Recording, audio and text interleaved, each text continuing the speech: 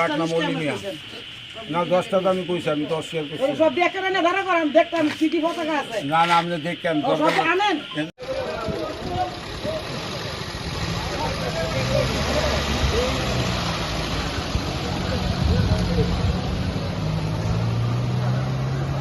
আর এই এলাকার মধ্যে সবার কাছে মাপ চাই, কারণ এলাকার সবাই তো মোটামুটি আমার এমন চিনে, তবে তার কাছে আমি মাপ চাই যদি আমি কোনো হলুদ আর কালো আর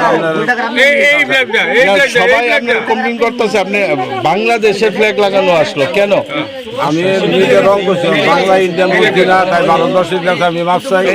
ভুল করছি, অন্যায় করছি, আমি বুঝতে পারছি না মানে বাংলার ফ্ল্যাগ আর ভারতের ফ্ল্যাগটা ডিফারেন্স, কারণ আমরা ইন্ডিয়ার যে ফ্ল্যাগ এটা লোকে তো বাংলাদেশের ফ্ল্যাগ করতে, আমি এটা নিজে রং করছি।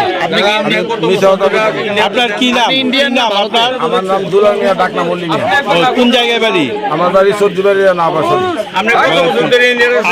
কত আপনি আপনি কি ব্যবসা করেন? আমি 62 বছর আমার বয়স, আমি ইন্ডিয়ান ভিত্তিতে। কি ব্যবসা করেন আপনি? চা বেশি বর্তমান চা বেছেন। তা আপনি বাংলাদেশের ফ্ল্যাগ লাগানো অবস্থা মানে নিয়ে আপনি কেন ঘুরতেছেন বা কেমন ঘুরান?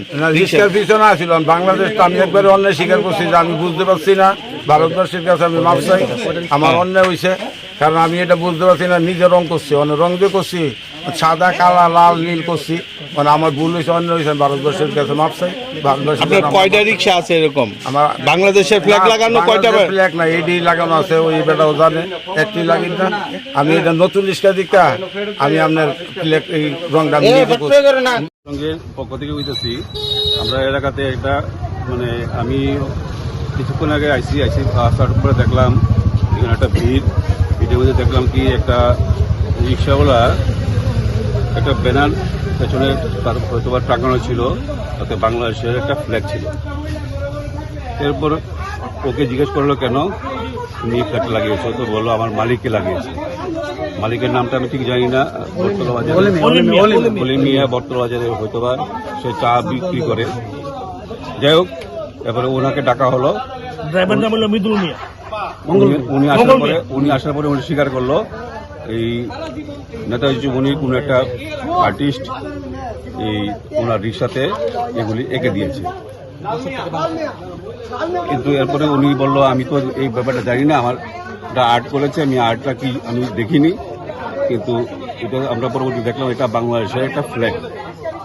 এরপর এই এলাকার বাসী আমার আসার পরে দেখলাম এলাকাবাসী এতে উত্তপ্ত হয়েছে, যেহেতু বাংলাদেশ ইন্ডিয়ার একটা মাঝখানে একটা সমস্যা চলছে।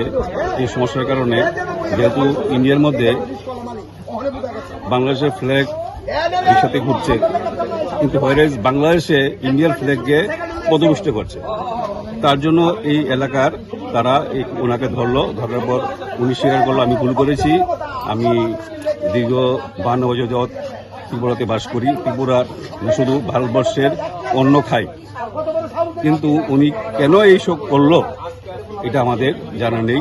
পরবর্তী ক্ষেত্রে আমাদের এই যে আগরতলার পশ্চিম থানার বটতলা থানা আউটপোস্টের এই পুলিশ এসে ওনাকে নিয়ে গেল, জানি না পরবর্তী ক্ষেত্রে কী ধরনের পদক্ষেপ নেয় আমাদের জানা নেই। কিন্তু আমি ভারতবর্ষ হিসেবে বলছি এই জিনিসটা হয়তো বা ঠিক না।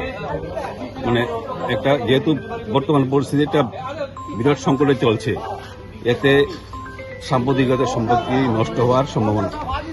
আমরা চাই হিন্দু মুসলিম একসাথে বাস করুক, কিন্তু কোনো একটা সম্প্রদায় যদি উস্কানিমূলক কিছু করে তাতে কিন্তু এই সাম্প্রদায়িক সম্পত্তি নষ্ট হওয়ার সম্ভাবনা থাকতে পারে, এই বলে আমি আমার উনি কি স্বীকার করেছিলেন যেটা বাংলাদেশের ফ্ল্যাগ? হ্যাঁ, উনি স্বীকার করেছেন।